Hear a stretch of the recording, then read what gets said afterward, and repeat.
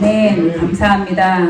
우리 옆에 분하고 인사할까요? 여러분은 당신은 세상의 빛이십니다. 당신은 세상의 빛이십니다. 당신은 세상의 빛이십니다. 아멘. 우리 오늘 본문 말씀은요, 누가복음 24장 49절 말씀입니다. 누가복음 24장 49절 말씀, 우리 함께 보도록 하겠습니다. 볼지어다 내가 내 아버지께서 약속하신 것을 너희에게 보내리니 너희는 위로부터 오는 능력을 입혀질 때까지 이 성에 머물라. 아멘. 우리 하나 더 있어요. 사도행전 1장 14절입니다. 시작. 여자들과 예수의 어머니 마리아와 예수의 아우들과 더불어 마음을 같이하여 오로지 기도에 힘쓰더라. 아멘. 오늘은 두 가지 본문의 내용을 가지고 우리 말씀을 나누도록 하겠습니다. 저희 교회가 아이들 때문에 시끄럽죠? 시끄러워요. 근데 제가 어떤 그 외국 필립 얀시라고 목사님이 쓴 책을 봤는데 그 교회는요, 정말 이 아이들뿐만 아니라 마약 중독자, 또 그 홈리스들, 거지들이 모였는데요. 목사님이 설교하고 있으면요, 밑에서 막 욕하고 난리치고 이런 사람들이 있대요. 근데 이분이요, 정말 그 엘리트 교회, 정말 조용히 예배 드리는 그 교회에서 예배를 드리다가 이 교회 왔는데 거기서도 하나님의 임재를 너무 느꼈대요.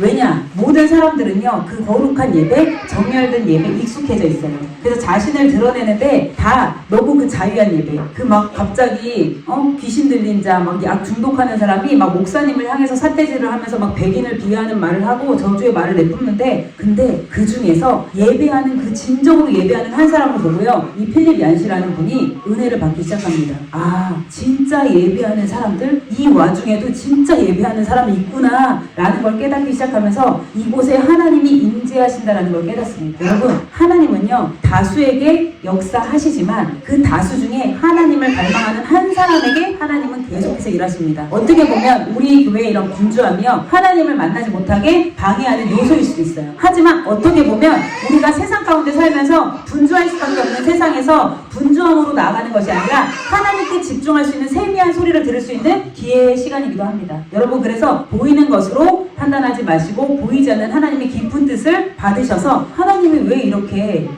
시끄러운 가운데 나를 예배하게 하셨을까를 생각하시면서 하나님이 나를 향한 부르심을 찾으시길 여러분에게 권면드립니다.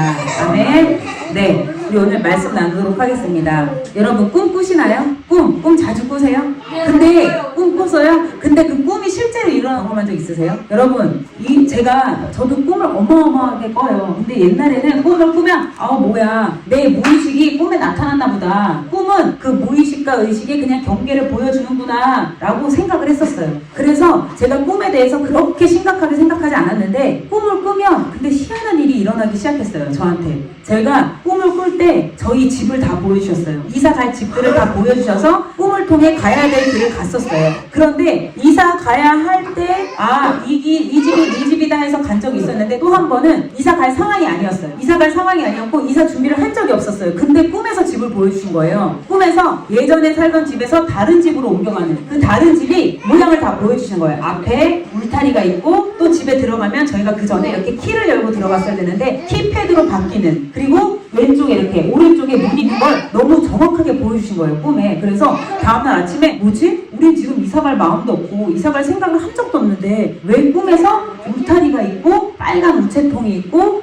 왜 우리가 이거 번호판으로 바뀌는 꿈을 꿨지? 이상했어요. 근데 혹시나 이 꿈이 뭘까라는 생각에 제가 부동산에 갔어요. 지나가다가 마트를 가다가 혹시나 해서 부동산에 갔어요. 왜냐면 그때 우리가 7살이어서 학교를 가는데 그때 살고 있던 집이 좀 형편이 이제 좋진 않았어가지고 그래서 이사를 가려나 이 생각에 혹시 이 동네에 집이 나온 게 있나요? 저희 형편을 얘기했더니 이때 집이 나온 게 있대요. 보러 갈 거니 비었대요. 그래서 네 했더니 정말 꿈에서 그 집이 딱 있는 거예요. 꿈에서 나온 그 집, 울타리가 있고 빨간 우체통이 있고 키패드로 누르고 들어가는 집이 딱 보이는 거예요. 너무 깜짝 놀라서 뭐지? 꿈에서 나온 그 집인데 그럼 이사 어떡하지? 우리 주인 아저씨가 되게 무서웠는데 내가 만약에 이사를 간다고 하면 보증금 안 대주거나 이러진 않을까? 막 그 불안감이 있었어요. 그러고 와서 하나님한테 기도했어요. 하나님, 어제 꿈으로 보여주시고 실제로 오늘 그 집을 꿈으로 봤어요. 그런데 하나님, 이사를 가야 되는데 이 주인 아저씨한테 어떻게 얘기하죠? 이러고 있는데 그 아저씨가 전화가 왔어요. 아줌마랑 저녁 먹고 잠깐 우리 집에 올라오시겠대요. 그래서 네 이랬어요. 근데 아저씨가 딱 와서 하시는 말씀이 자기 아들이 결혼을 하기 때문에 이 집을 내줘야 될 것 같아. 이사를 가야 될 것 같아.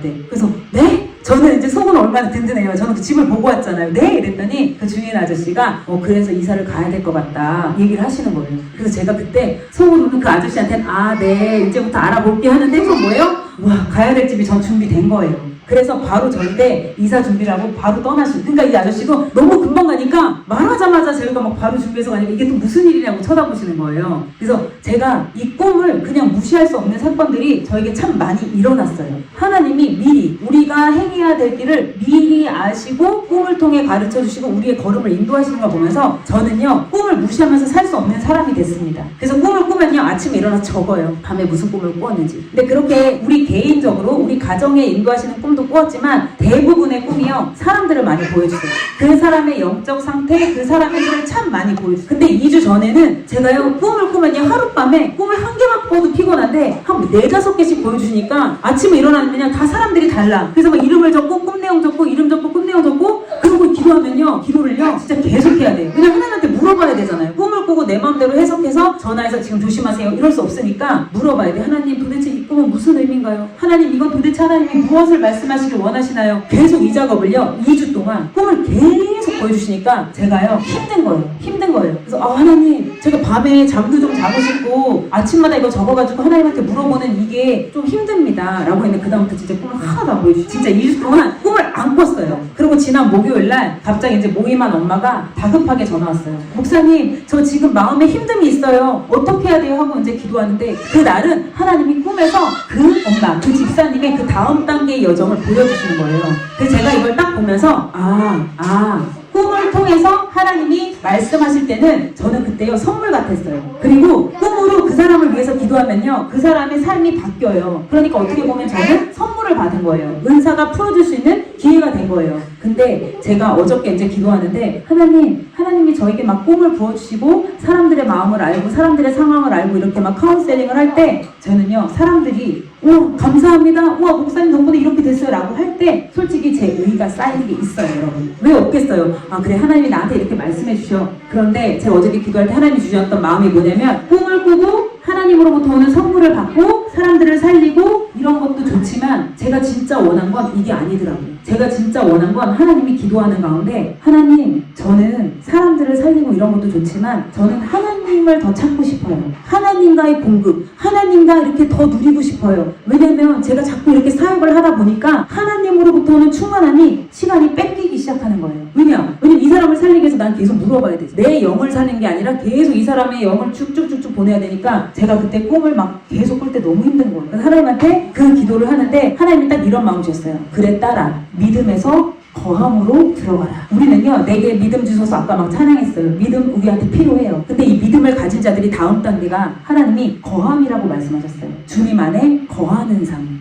이거는요, 주님을 완전 신뢰하기 때문에 거하는 삶은요 누리는 삶이에요. 저에게 이 마음을 딱 주시면서 믿음에서 거함으로, 이게 진짜 하나님하고 친한 거구나. 근데 우리 믿는 사람들은요, 하나님 믿는 건 기본 바탕이에요. 기본이고 이제 하나님 안에 거하는 다음 단계로 들어가야 된다는 마음을 저에게 막 부어주셨어요. 그래서 주님 감사합니다. 저는 그 어떤 선물도 필요 없습니다. 하나님 안에 거하면 됩니다. 하나님의 그 넓은 품 안에, 그 안에 거하는 걸로 만족하게 되는 거예요.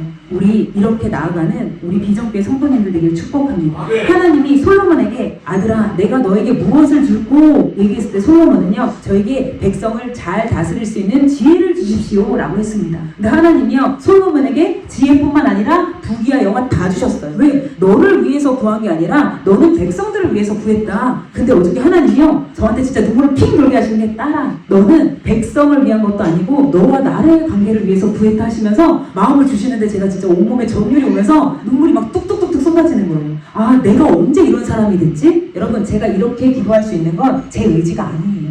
제가 하나님을 자꾸 사랑하다 보니까 다른 것도 필요 없고 하나님 안에 거하는 게 너무 기쁠 뿐이에요. 그래서 성령께서 저의 기도를 인도하신 것이지 제 의지로 한 기도가 아니라는 것입니다. 그래서 여러분 하나님 안에 거하는 축복을 누리시기를 축복합니다. 우리가 주님을 믿으면요 주님 안에 거하여야 한다고 주님은 계속 말씀하십니다. 주님 안에 거하는 것이야말로 이 세상을 아주 지혜롭게 살아가는 비결이라고 하나님은 말씀하고 계십니다. 하나님은요 하나님의 뜻이 이 땅 가운데 이루어지길 원하세요. 하나님은 하나님의 나라가 이 땅에 이루어지길 원하십니다. 하나님 안에 근데 거하는 사람들을 통해서 이 땅 가운데 하나님 나라를 이뤄가신다고 주님은 말씀하고 계십니다. 여러분 우리가 이 땅에 살면서 이 땅에 그 보이지 않는 하나님 나라를 어떻게 해야 이뤄갈 수 있을까요? 어떻게 하면 우리가 이 하나님 나라를 이뤄갈 수 있을까요? 이 땅에서 영향력 있는 사람들을 보면요 자신이 가진 능력으로 이 땅에서 영향력을 행사하면서 살아갑니다. 하나님 나라를 이루기 위해서도요 우린 영향력이 있어야 돼요. 그럼 우리의 영향력의 근본은 뭘까요 여러분? 이 땅에서 영향력 있게 살려면 어떻게 해야 돼요 여러분? 능력을 갖춰야 돼요. 능력을 갖추면 어떻게 해야 돼요? 공부 열심히 해야 되고 돈 잘 벌어야 되고 스펙도 좋아야 되고 뭐든지 잘해야 돼요. 그쵸? 이 땅에서 그럼 능력 있게 영향력을 행사하면서 살아갈 수 있습니다. 여러분 아무런 능력이 없는데 영향력 행사하면서 살아갈 수 있겠어요? 아닙니다.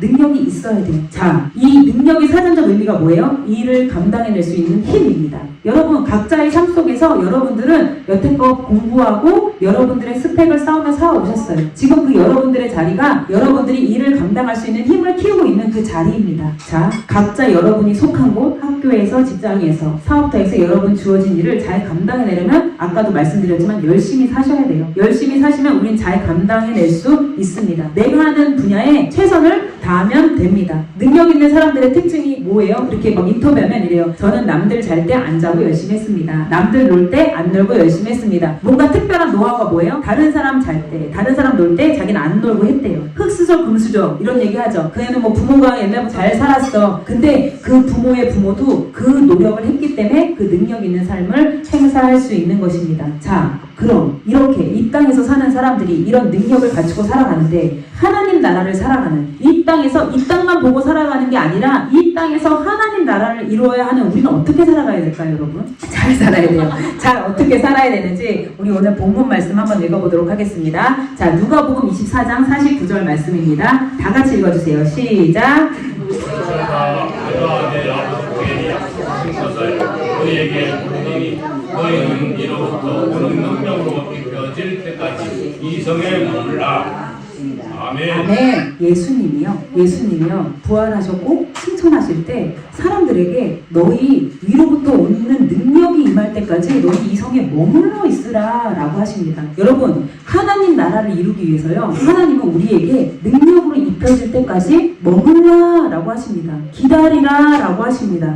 여러분 기다리는 거 쉬우신가요? 기다리는 거 정말 어렵죠. 성령의 능력을 입을 때까지 기다려라 라고 말씀하십니다. 이 말을 들은 제자들은요 예수님과 이미 동행하며 예수님이 행하시는 일들을 직접 보고 경험한 자들입니다. 자신들이 경험했기 때문에요 뭘 기다려, 예수님 이제 승천하시면 우리 여태껏 보고 배운 대로 하면 되지 뭘 기다려, 이럴 수 있었어요 여러분. 그런데 예수님이 성령의 능력을 입을 때까지 기다려라. 지금까지 쌓인 경험으로 예수님의 증인된 삶을 충분히 살 수 있을 것 같다고 너네는 생각하지만 그런데 예수님은 말씀하십니다. 성령의 능력을 입을 때까지 기다려라.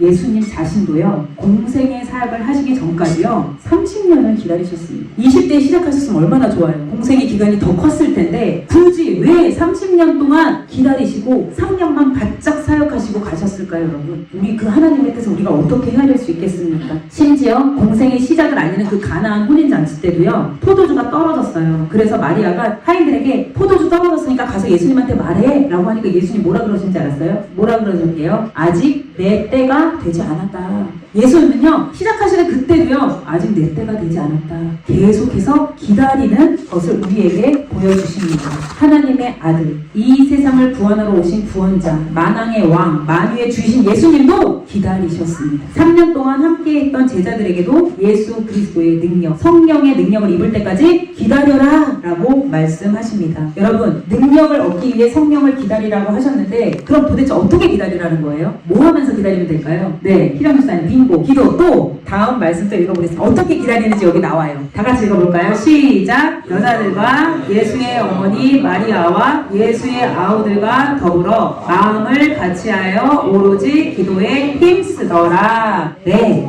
근데 여기서 딱 보면 기도만 생각나시죠? 먼저 중요한 게 있어요. 더불어 마음을 같이하여 오로지 기도에 힘쓰더라. 여기에 능력받는 비밀이 다 들어있습니다. 다 들어있어요. 자, 얘기해드릴게요. 첫 번째, 한 마음이 되어야 합니다. 작은 교회 안에서도 한 마음이 되는 거 쉽지 않죠? 그쵸? 뭐 교회뿐이겠어요? 가정에서 한 마음 되기 쉬우신가요? 가정에서도 한 마음 되는 게 정말 어려워요, 여러분. 네. 아니, 저도 이렇게 밥을 해놓으면 엄마가 어련히 알아서 영양소에 맞춰서 해놨을까? 이거 싫은데? 그럼 어떡하지? 난 이거.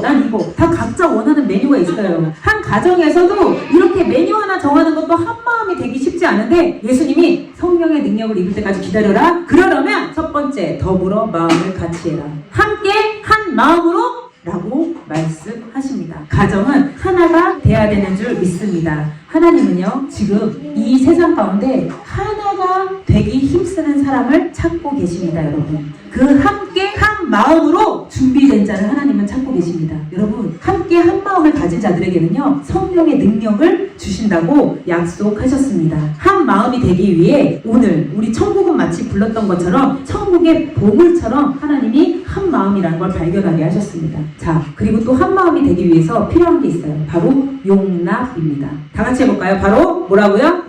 용납의 사전적 의미는 뭐냐면 너그러운 마음으로 남의 말이나 행동을 받아들이는 것을 의미합니다. 여러분 따라할까요? 너그러운 마음으로 남의 말이나 행동을 받아들이겠습니다.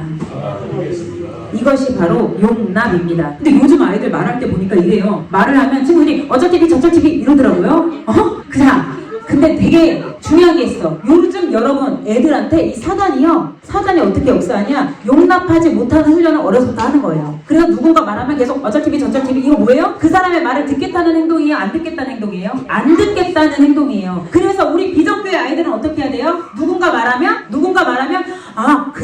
그래서 무슨 일이 있었는데? 그래서 어떻게 됐어? 라고 반응하는 우리 모두가 되어야 될 줄 믿습니다. 여러분 상대를 받아들이지 않겠다는 행동이 우리한테 끊어져야지 우린 용납할 수 있습니다. 그래서 상대가 어떤 사람이든지 우리가 색안경을 쓰고 보면 안 되고 받아들일 준비를 하세요. 받아들일 준비. 저도 지금 이거 훈련 중이에요. 말씀 준비하고 나니까 그래 나도 받아들일 준비하자. 받아들일 준비를 하는 우리가 되길 축복합니다. 여러분 우리가 그리스도 안에서 하나 되지 못하는 세 가지 형태 하는 방법을 말씀드릴게요. 우리를 하나 되게 해야 되는데 우리를 하나 되지 못하게 하는 세 가지 형태가 우리 안에 있어요. 첫 번째 뭐냐? 자신의 생각에 집중할 때 우리는 하나 되지 못합니다. 내 생각으로 가득하면요 다른 사람을 받아들일 수가 없습니다. 자기 생각에 빠지면요 그 혼란스러운 상황을 혼자 되뇌면서 더 큰 혼란을 겪고 있는 거예요. 두 번째, 우리를 하나 되지 못하게 만드는 세 가지 형태 중에 두 번째 바로 감정입니다. 자신의 감정에 집중하면 누군가 말해도 이렇게 돼요.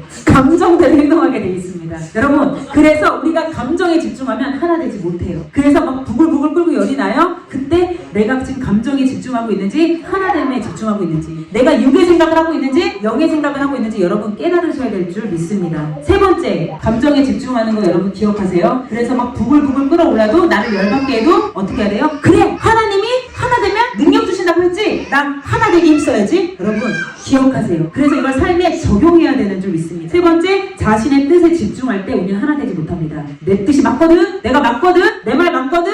내가 옳다고 생각하기 때문에 난 절대 틀릴 일 없어. 나는 진짜 확실한 사람이야. 나는 내 뜻에 집중하고 있기 때문에 하나 되지 못합니다. 예전에 저희 할머니 굴속 많이 치셨는데 굴속 칠 때 제 옆에서 구경하면 못 먹어도 고! 이 소리 많이 하더라고요. 내가 그거 보면서 되게 뜻이 강하시구나. 못 먹는데 왜 고를 하실까? 여러분 뜻이 확고하면요 하나 되지 못합니다. 자기 뜻이 확고하면 돈도 잃더라고요. 네, 제가 보니까. 그래서 우리의 뜻을 하나님의 뜻과 맞춰야지 못 먹어도 고 이러시면 안 됩니다. 내가 지금 못 먹어도 고를 해야 될지 멈춰야 될지 여러분 멈추는 훈련이 우리에게 필요한 줄 믿습니다.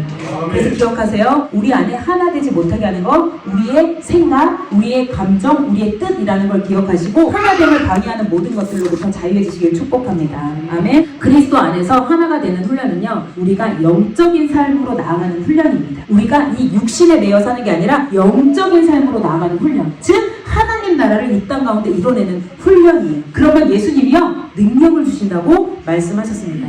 자, 마지막으로 더 높은 차원의 용납 하나만 말씀드릴게요. 더 높은 차원의 용납은 뭐냐? 창세기 9장에서 노아를 통해 알 수 있습니다. 제가 이걸 보면서 진짜 우리가 용납해야 되겠다. 다른 사람의 말을 듣고 우리가 품어야 되겠다라고 생각했던 부분입니다. 혹시 창세기 9장 21절부터 볼 건데 노아가 어떤 사람이에요? 당대 의인으로 하나님께 은혜를 입었던 자로 당대 모든 사람들이 홍수에 쓸려 죽을 때 노아와 노아의 가족만은 살아남았던 그러한 인물이었습니다. 의인의 대명사 노아입니다. 그런데 어느 날 여러분 제가 이 내용을 이제 말씀드릴게요. 노아가 어느 날 처음으로 이제 밭을 갈고 포도나무를 심었어요. 포도나무를 심고 포도 막 열매가 맺히니까 기분 좋아서 포도주를 마셨어. 노아가 어떻게 됐어요? 포도주를 막 먹고 술 취했어요. 술 취하니까 인사불성이 됐어요. 그래서 술 취해서 딱 누웠는데 어떻게 해요? 앞불싸 바지를 벗고 누웠네. 그쵸? 노아가 바지를 벗고 딱 누웠는데 자식들이 노아를 봤습니다. 자, 근데 여기서 노아의 그 하체를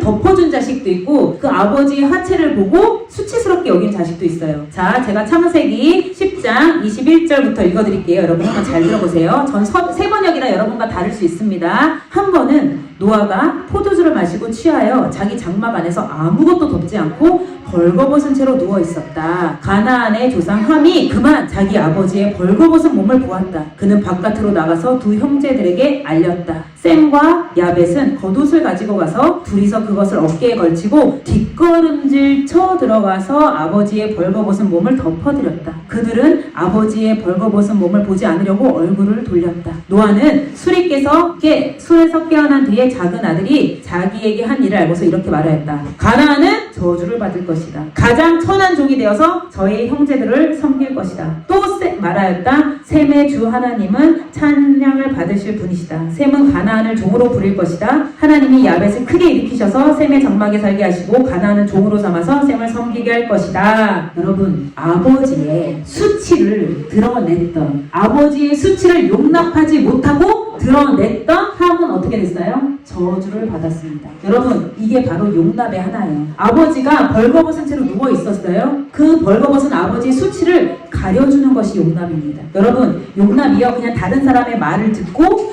그랬어 라고 하는 것뿐만 아니라 더 높은 차원의 용납은 그 사람의 수치를 가려줄 수 있는 것이 진정한 용납이라고 하나님이 말씀하십니다. 여러분, 우리 가족들 간의 수치가 참 많아요. 근데 그 수치를 덮어줄 수 있는 자가 돼요. 제가 이 말씀을 듣고요 정말 회개했어요. 하나님, 제가 가족들의 수치를 덮지 않고 막 드러내는데 너무 많은 에너지를 쏟았습니다. 하나님 용서해 주세요. 정말 회개하고 기도하게 되더라고요. 근데 어떻게 됐어요? 아버지의 수치를 드러낸 함은요 저주를 받습니다. 그런데 아버지의 수치를 덮어준 셈과 야벳은요 아버지의 그 수치를 보지 않으려고 뒷걸음질 쳐서 들어가서 조용히 나온 이 아이들은요 축복이 시작이 됩니다. 하나님은요 이렇게 용납하는 자를 지금 찾고 계십니다. 다른 사람의 수치를 덮어줄 자를 찾고 계십니다. 여러분, 제가 이걸 깨달았어요. 깨닫고 나서 주님 용서해 주세요. 제가 그동안 너무 많은 수치들을 드러내는 자였습니다. 정말 회개합니다. 돌이킵니다 했어요. 그러고 나서 다음날 우주 학교 데려다 주는데 또 나를 열받게 하니까 막 내가 얘한테 또 수치를 드러내고 있는 거예요. 내가 말을 하면서 근데요 그때는 어떤 느낌이냐면 정말 쥐구멍이라도 들어가고 싶은 거예요. 내가 분명히 은혜를 받아서 내가 분명히 덮어주겠다고 했는데 이렇게 나는 연약합니다. 그러면서 하나님 앞에 또 대성통곡하는 거예요. 하나님, 저 이렇게 연약해요. 분명히 이렇게 은혜를 받았어요. 수치 덮으면 축복인 거 알아요. 근데 이 수치를 또 드러내는 저를 보고 이렇게 죄가 끊어지지가 않습니다. 주님, 정말 또 회개하고 그 다음에는 참게 되더라고요. 그래, 나는 수치를 드러내지 않을 거야. 상대방의 수치를 드러내지 않는 것이 진정한 용납으로 들어가는 길인 줄 믿습니다. 여러분, 우리 삶 가운데 수치를 드러내고 싶은 거 정말 많아요. 근데 하나님이 진짜 지난주 목요일에 저한테 이 말씀을 확 주셔가지고 계속 묵상하게 되었습니다. 하나님, 지금부터 우리가 또 넘어질 수 있어요. 근데 하나님, 저 알았잖아요. 이제 수치를 덮는 용납하는 자로 제가 살아가게 해주세요. 저희 비전교회가 그러한 하나님의 거룩한 선택받은 교회 되게 해주세요 라는 기도를 하게 되었습니다. 주 안에서 이 성령의 능력을 입기 위해서 우린 이렇게 그리스도 안에서 하나가 되어야 됩니다.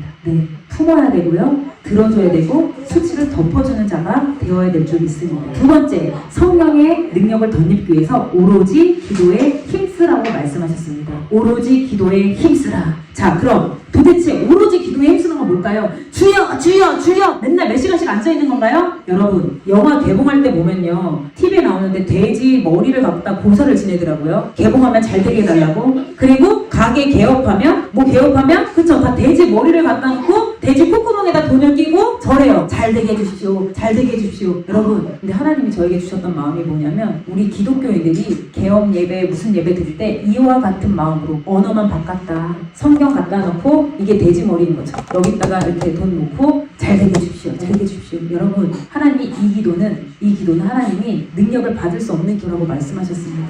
요즘엔 직장인들이요 잘 되게 자기가 하는 프로젝트 잘 되게 해달라고 회식하면서 술 마시면서 돼지 수육시켜놓고 거기다 담배 꽂아서 또 빈대요.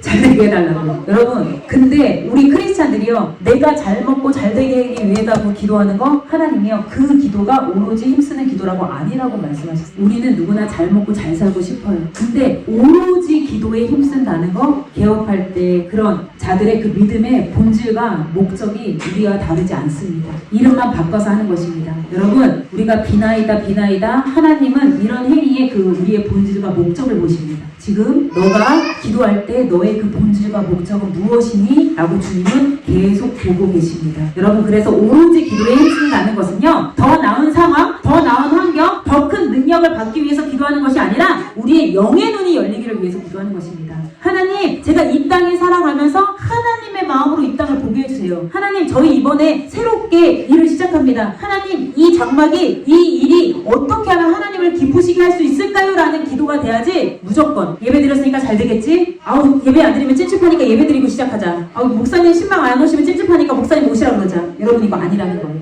이사를 가실 때도 하나님 저희 더 넓은 평수로 가고 싶어요가 아니라 하나님 우리 가정이 예배가 풀어지는 곳으로 가게 해주세요. 우리 가정이 더 주님을 사랑할 수 있는 곳으로 옮겨주세요 라고 기도해야 돼요. 이 집을 사면 얼마나 오를까 생각해서 가는 게 아니라 하나님의 뜻에 합당하게 움직이는 우리가 될 줄 믿습니다. 우리가 이렇게요 마음을 합해서 서로 함께 더불어 마음을 합하고요 서로 용납하고 수치를 덮어주고 마음을 함께 이렇게 기도에 힘쓰면요 성령의 능력을 입히신다고 말씀하셨습니다. 그래서 우리는 이 땅에서 하나님 나라를 이루어갈 수 있는 것입니다. 이렇게 마음을 합하여 기도를 하다 연합을 위해 기도하다 보면요 내 마음에 들지 않는 사람과 연합이 돼요. 그래서 우리는 분열이 없어지게 돼요. 자연스럽게. 왜? 성령의 능력을 받기 위해 마음을 합하여 오로지 기도에 힘쓰라 그랬지? 그러면 마음을 합하기 위해서 우리는 노력합니다. 저 사람 저거 마음에 안 드는데? 욕하는 게 아니라 수치를 덮어주라 그랬지? 주님 마음에 안 들어도 덮습니다. 주님 용서해 주십시오. 그렇게 뭐 하다 보면요 마음이 모아지게 돼 있어요. 그렇게 보면 하나가 되게 돼 있어요. 여러분 우리나라에는 지금 분열의 영이 역사하고 있어요. 동서남북 싹 다 분열돼 있어요. 근데 하나님이 원하시는 한 사람은요 노아처럼 당대의 의인을 기다리고 계십니다. 그 의인은요 공부 잘하고 잘 살고 이게 아니에요. 한 마음으로 오로지 기도에 힘쓰는 자를 하나님은 찾고 계십니다. 그 사람에게 하나님은 성령의 능력을 덧입히셔서 그 사람을 통해서 이 땅에 하나님 나라를 이뤄 가신다고 주님 말씀하고 계십니다. 여러분 에베소서 6장 10절부터 18절은요 영적 전쟁에 관련된 구절입니다. 영적 전쟁에 관련된 거죠.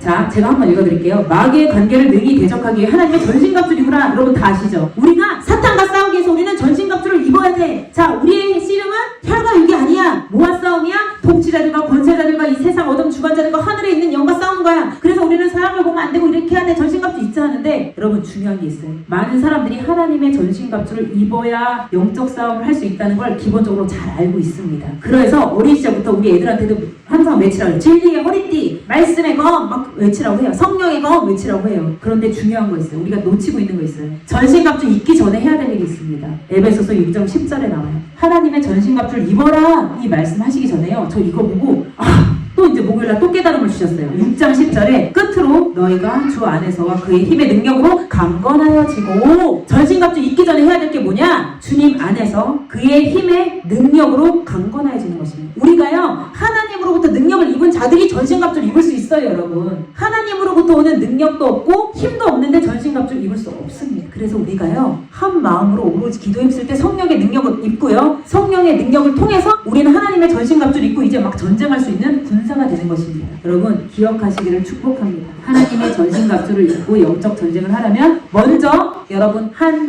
사람 한 사람이 주님의 능력으로 강건해져야 됩니다. 자 그럼 주님의 능력은 어디서부터 온다고 했어요? 하나 되고 오로지 기도에 힘쓰면 주님의 능력이 우리에게 임하는 줄 믿습니다. 예수님이 말씀하셨습니다. 너희는 위로부터 오는 능력을 입을 때까지 기다려라. 머물러라. 이후 이렇게 기다렸던 사람들의 행동의 특징은 바로 뭐예요? 한 마음으로 기도했습니다. 그래서 아까 뭐예요? 더불어 마음을 같이하여 오로지 기도에 힘쓰더라. 예수님이 말씀하신 위로부터 오는 능력을 입을 때까지, 오순절 성령의 역사가 일어날 때까지 더불어 마음을 같이하여 함께 한 마음으로 기도하고 나서 이 사람들 어떻게 됐죠? 성령의 역사가 일어나기 시작합니다. 이 사람들에게 성령의 능력이 더딥혀지기 시작합니다. 물론 이때 기도한 사람들은요, 예수님과 3년 동안 함께한 자들이었습니다. 기도하고 나서 성령을 받고, 근데 많은 사람들이 이걸 놓쳐요. 우와, 기도하고 성령 받고 오순절 나갔대. 그게 아니에요. 이 사람들 3년을 준비했어요. 예수님을 보면서 기다림이 있었어요. 보면서 성령 받고 나간 거예요. 우리도 이 시간이 필요합니다. 그때 오순절에 성령의 역사가 일어났고, 그곳에서 함께 기도한 자들이 성령의 능력을 받아 기적과 이사, 병고침과 말씀 전파로 예수 그리스도의 증인이 되었습니다. 여러분, 이게 바로 성령의 능력을 입은 자들의 무브먼트입니다. 성령의 능력을 받으시는 여러분들 되길 축복합니다. 여러분, 기도의 능력에 대해서 한 가지만 말씀드리고 마칠게요. 자, 리즈 하월즈라는 사람이 있었어요. 리즈 하월즈는 영국 사람이었는데 어린 시절에 광산촌에서 철공소 하시는 아버지 아래서 어렵고 힘들게 살았습니다. 근데 이 리즈 하월즈라는 사람이요, 중학교 때 교회에 나가서 은혜를 엄청 받아요. 은혜를 엄청 받고 정말 하나님을 사랑하는 사람으로 거듭나기 시작합니다. 그런데 이 리즈 하월즈가요, 결혼을 하는데 부인도 똑같은 사람 많아요. 하나님한테 완전 온몸을 다 바치는 사람. 그래서 이 부부가요, 결혼을 하고 기도를 하는데 자꾸 하나님이 아프리카로 가라 그러는 거예요. 리즈 하월즈한테, 리즈 아프리카 가라. 아내랑 아프리카 가라. 그때 이들에게는 4살 된 아들이 있었어요. 사무엘 하월즈가 있었어요. 그래서 근데 하나님이 딱 이러시는 거예요. 사무엘은 두고 가라. 뭐지? 여러분, 여기서 우리 중요해요. 아니, 애들은 부모가 키워야지, 이렇게 다 생각하시죠? 근데 일반화시키면 안 돼요. 애들은 부모가 키워야 되는 사람도 있고 아닌 사람도 있는 거예요. 하나님의 역사에서 이 세상에 가르치는 일반화 속에 갇히면 안 됩니다, 여러분. 네? 그래서 이 리즈 하월즈가 기도하는데 사무엘은 두고 가. 그래서 이 사무엘은요, 형님 집에 맡겼어요. 그래서 이 두 부부가 아프리카 갑니다. 근데 아프리카 가자마자 이 두 부부에게 기적이 일어납니다. 이들이 가는 곳곳마다 아프리카의 전염병이 멈추기 시작합니다. 이게 바로 기도의 힘이에요. 기도하는 사람들이 움직이니까 아프리카의 전염병이 멈추기 시작합니다. 그래서 아프리카에 많은 사람들이 주님께로 돌아왔어요. 이 사람들이 아프리카에 있다가 다시 영국으로 돌아옵니다. 이 사람들이 살던 시기에는 나치 정권이, 독일군이 계속해서 연합군과 싸우던 시기였어요. 그때 이 영국의 연합군이요, 계속해서 연구를 해요. 어떻게 하면 다 싸그리 연합군을 없애볼 수 있을까? 그래서요, 이 바람과 날씨를 보면서 독가스를 유포하려고 그걸 항상 연구했어요. 독일의 나치가. 그래서 어느 날 이 바람이 부는 방향을 딱 보고, 아, 연합군한테 지금 바람이 분다 할 때 이 독가스를 살포해서 다 죽이려고. 근데 그때요, 리즈가 기도할 때마다 바람의 방향이 바뀌기 시작합니다. 여러분 찾아보세요. 지금 그 장소도 있어요. 리즈가 기도할 때마다 이 독가스 방향이 바뀌어서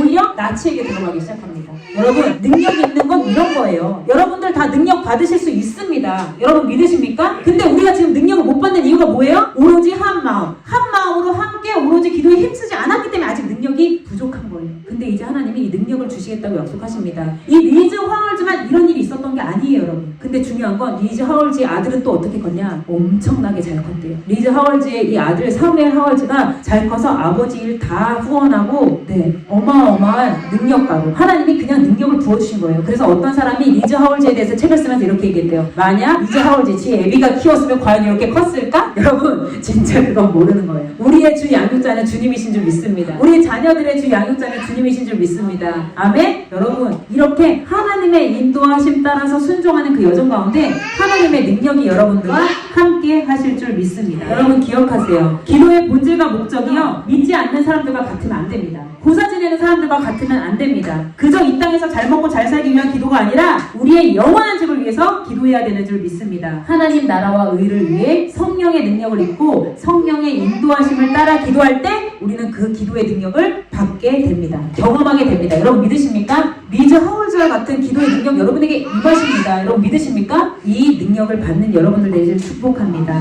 우리의 생각과 감정과 뜻을 따라 행동하면 우리는 결국 사망의 길을 걷게 됩니다. 우리는 파멸입니다. 육의 생각은 사망이요, 영의 생각은 생명과 평안이라고 말씀하셨습니다. 우리가 이제 영을 따르기 시작하면 우리는 기쁨의 삶, 능력의 삶을 살게 될 것입니다. 아멘. 옆에 분하고 인사합시다. 우리 하나 됩시다. 우리 하나 됩시다. 용납하겠습니다. 네, 좋네요. 우리 서로 용납합시다. 또 보세요. 네, 하나 됐어요. 또 인사합시다. 수치를 가려드리겠습니다. 수치를 가리는 우리가 되기를 축복합니다. 여러분, 기쁨의 삶, 능력의 삶으로 주님은 오늘도 우리를 인도하고 계십니다. 우리는 성령의 능력을 입어야 될 줄 믿습니다. 성령의 능력을 입기 위해 머물러 라고 하시는 거 기억하세요. 기다려야 됩니다. 가만히 조용히 수동적으로 기다리는 것이 아니라 함께 한 마음으로 오로지 기도에 힘쓰라 라고 하셨습니다. 우리 이 찬양 많이 해요. 주 안에 우린 하나, 모습은 달라도 예수님 한 분만 바라네. 우리가 이렇게 찬양을 해요. 주 안에 하나 되게 해달라고. 그런데 이렇게 찬양할 때 너무 좋아요. 근데 갑자기 마음이 상하고 열이 받으면 어떻게 돼요? 감정이 상하면 언제 하나였어? 이렇게 되는 것이 우리의 연약함입니다. 여러분, 그런데 이렇게 다시 넘어질지라도 다시 일어나세요. 주님 용서해주세요. 전 알고 있습니다. 저희가 오로지 한 마음으로 힘쓰고 기도하면 주님 능력 주시는 줄 믿습니다. 저희가 이 땅에서 하나님 나라를 이루며 살겠습니다. 고백하실 때 주님은 일하십니다. 우리는 완전할 수가 없어요. 넘어지셔도 괜찮습니다. 무너지시지만 않으면 돼요. 넘어져도 일어나게 하실 분이 주님이신 줄 믿습니다. 우리는 버텨야 됩니다. 마지막 때 악한 영은 더 발악을 합니다. 우리를 멸망의 길, 파멸의 길로 인도할 것입니다. 여러분, 사회가요 이렇게 전체적으로 부패한 것은 주로 악의 결과라고만 사람들은 이야기합니다. 악이 교회, 가정에 침투하여 복음을 주변으로 몰아냈기 때문이 아니에요. 여러분, 악 때문이 아닙니다. 물론 지금 악이 역사하고 있습니다. 하지만 악은요, 여러분 기억하세요. 선을 이길 수가 없습니다. 악은요, 그럴 능력이 없습니다. 악은 선이 없을 때만 우세할 수 있습니다. 여러분 안에 선이 없을 때 악은 그 틈을 타고 여러분을 무너뜨리려고 합니다. 여러분, 하나님의 선함으로 여러분들을 무장하시기를 축복합니다. 그 선함이 뭐예요? 오로지 한 마음으로 기도에 힘쓰는 것입니다. 요한복음 3장 19절 보면 이렇게 기록되어 있습니다. 심판을 받았다고 하는 것은 빛이 세상에 들어왔지만 사람들이 자기 행위가 악함으로 빛보다 어둠을 더 좋아하였다는 것을 뜻한다. 악한 일을 저지르는 사람은 누구나 빛을 미워하여 빛으로 나오지 않는다. 그것은 자기 행위가 드러날까 보아 두려워하기 때문이다. 여러분, 내 안에, 우리 안에 선함이 없기 때문에 이 사탄, 악은 우리가 품고 있는 생각과 감정과 뜻으로 또아리를 트는 것입니다. 자, 이제부터 내가 일하겠다. 너 지금 악으로 가고 있지? 내가 일하겠다라고 하는 것입니다. 우리의 생각과 감정이 악이 일할수록 합법적인 그 근거를 제공하고 있어요. 그래서 우리가 내 생각, 내 감정, 내 뜻에 집중하면요, 악이 그곳에서 일할 수 있는 합법적인 근거를 찾고 일할 수 있는 것입니다. 여러분, 우리 안에 선한 양심이 회복되어야 하나 될 수 있습니다. 다른 사람을 품을 수 있습니다. 나와 다른 사람을 품을 때 우리는 악이 아니라 선으로 악을 이길 수가 있습니다. 다른 사람의 수치를 덮을 때 우리는 진정한 용납의 삶을 사는 것이고 그것이 바로 축복의 통로를 여는 시작이 되는 줄 믿습니다. 노아 가문도 그렇게 시작이 되었습니다. 바로 하나님의 선택하는 가문이 될 줄 믿습니다. 아멘. 마지막으로 지난주에 우리가 예아 치과를 갔어요. 예아 치과를 갔는데 예아가 이가 상에서 이렇게 부러져서 갔는데 선생님이 딱 보시더니 다음 이가 예쁘게 나게 하기 위해서 이 뿌리를 뽑아야 된다는 거예요. 뿌리를. 그래서 근데 예아가 이제 고모랑 같이 들어간다 그래서 예아가 이렇게 누워서 저는 손을 잡고 이때 밑에서 저는 피를 되게 무서워하는데 뿌리를 뽑는 과정에 피가 엄청 나는 거예요. 이 뿌리를 뽑는 과정에. 그래서 막 얘는 아파서 막 하는데 이 뿌리를 생기를 뽑는데 얼마나 아프겠어요. 그쵸? 이 뿌리를 막 뽑는데 피는 막 계속 나고 근데 결국엔 뿌리 2개를 톡톡 뽑아냈어요. 제가 그걸 보면서 우리가 이 선악과를 통해서 악의 길을 그 선택한 그 대가집을 정말 예수 그리스도께서 지금 이 우리의 뿌리를 뽑기 위해 오셨구나. 예수님이 이 우리의 이 새로운 길, 능력의 길을 살게 하시기 위해서 이 뿌리를 뽑으시려고 그렇게 피 흘리셨구나. 이 선악과의 죄악을 이렇게 뽑으셨구나 라는 생각이 그때 들더라고요. 여러분, 예수님이 우리를 거듭나게 하시고 새 사람 살게 하시기 위해서 우리 안에 죄를 뿌리를 뽑으셨습니다. 우리 예수님을 바라봅시다. 예수님을 바라보면요, 우리는 하나 될 수 있어요. 예수님을 바라보면 우리 삶에 일어나는 모든 일과 하나 될 수 있습니다. 사람들 다 품을 수 있습니다. 그런 우리 비전교회 되기를 축복합니다. 예수님을 기억하세요. 예수님은 우리 안에 악을 뿌리 뽑으셨고 우리를 새로운 능력의 길로 인도하십니다. 아멘. 성령이 능력을 입을 때까지 기다려라. 어떻게 기다려라? 마음을 같이하여 한 마음으로 오로지 기도에 힘쓰는 우리 비전교회 성도님들 되기를 축복합니다. 아멘. 다 같이 기도합시다. 주님, 제 안에 성령의 능력을 사모하게 하시고 그 성령의 능력으로 덧입게 하기 위해서 우리 안에 한 마음을 품게 하시고 기도하게 하시옵소서. 우리 다 같이 주님의 이름을 3번 부르고 기도합시다.